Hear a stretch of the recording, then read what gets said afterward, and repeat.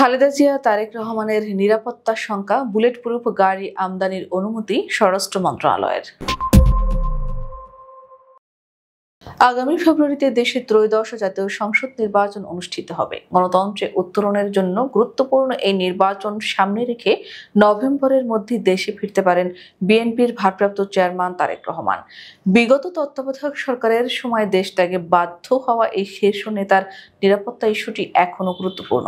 বিশেষ করে গত বছরের 5 অগস্ট ফ্যাসিস্ট সরকারের পতন পরবর্তী সময়ের প্রেক্ষিতে বিষয়টি আরও গুরুত্বপূর্ণ। আসন্ন নির্বাচনে প্রচারণার সময় এই নিরাপত্তার দিকে আরো নজর দিতে হবে বলে মনে করে দলসহ সরকারের কর্মকর্তারাও। এই সময় শহীদ রাষ্ট্রপতি জিয়াউর রহমানের পরিবারের সদস্যরা আওয়ামী লীগ ও এর অঙ্গ সংগঠনের নেতাকর্মীদের প্রতিহিংসার শিকার হতে পারেন বলে গোয়েন্দারা জানিয়েছেন। তাই নির্বাচন সামনে রেখে দুটি বুলেট প্রুফ গাড়ি কেনার উদ্যোগ নিয়েছে বিএনপি। স্বরাষ্ট্র মন্ত্রণালয় বিষয়টি গুরুত্বপূর্ণ বিবেচনায় এরই মধ্যে বিএনপির চেয়ারপারসন ও সাবেক প্রধানমন্ত্রী বেগম খালেদা জিয়া এবং দলের ভারপ্রাপ্ত চেয়ারম্যান তারেক রহমানের নির্বাচনী প্রচারণায় নিরাপত্তায় দলটিকে এই গাড়ি কেনার অনুমতি দিয়েছে। মন্ত্রণালয় ও দলীয় সূত্রে এসব তথ্য জানা গেছে। মন্ত্রণালয় সূত্র জানায়, চলতি মাসের শুরুর দিকে একটি বুলেট প্রুফ বাস কেনার অনুমতি দেওয়া হয়, আর গত জুন মাসে একটি বুলেট প্রুফ গাড়ি কেনার অনুমতি দেওয়া হয়। অনুমতি পাওয়ার পর বিএনপি গাড়ি কেনার বিষয়ে দলের অভ্যন্তরে আলোচনা চালিয়ে যাচ্ছে। তবে কোন দেশ থেকে কোন মডেলের গাড়ি কেনা হবে তা এখনো চূড়ান্ত হয়নি। দলীয় সূত্রে জানা গেছে, জাপান থেকে গাড়ি কেনার বিষয়ে আলোচনা চলছে।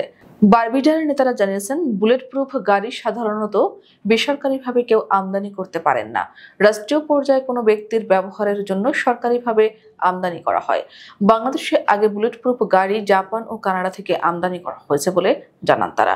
স্বরাষ্ট্র মন্ত্রণালয়ের একটি সূত্র জানিয়েছে, গত জুন মাসে খালেদা জিয়া ও তার পরিবারের সদস্যদের সার্বক্ষণিক ব্যবহারের জন্য একটি বুলেট প্রুফ গাড়ি কেনার অনুমতি চেয়ে আবেদন করেন বিএনপির কোষাধ্যক্ষ এম রশিদুজ্জামান মিল্লাত। পরে বেগম খালেদা জিয়া ও বিএনপির জ্যেষ্ঠ নেতাদের ব্যবহারের জন্য দলের পক্ষ থেকে একটি বুলেট প্রুফ বাস কেনার অনুমতিও চাওয়া হয়। বুলেট প্রুফ গাড়ি বাস আমদানির অনুমতির বিষয়টি স্বরাষ্ট্র মন্ত্রণালয়ের ঊর্ধ্বতন কর্মকর্তাদের সূত্রে নিশ্চিত হওয়া গেছে।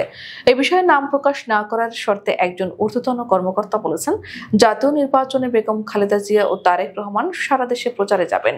এই দুজন নির্বাচনী প্রচারে অংশ নেওয়ার সময় গণ অভ্যুত্থানে ক্ষমতাচ্যুত আওয়ামী লীগ সরকারের মদতে কিংবা তাদের নিয়োগ করা দেশি বিদেশি এজেন্টের মাধ্যমে আক্রান্ত হতে পারেন বলে মন্ত্রণালয়কে জানিয়েছে পুলিশের বিশেষ শাখা।